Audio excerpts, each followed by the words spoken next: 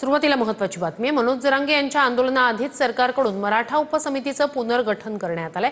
मराठा उपसमितीच्या अध्यक्षपदी राधाकृष्ण विखे पाटील यांची वर्णी लागली आहे। याआधी चंद्रकांत पाटील मराठा उपसमितीचे अध्यक्ष होते। मराठा आरक्षण उपसमिती एकूण 12 सदस्यांची असणार आहे। ही उपसमिती मराठा समाजाच्या सामाजिक, आर्थिक, शैक्षणिक स्थितीबाबत आढावा घेणार आहे।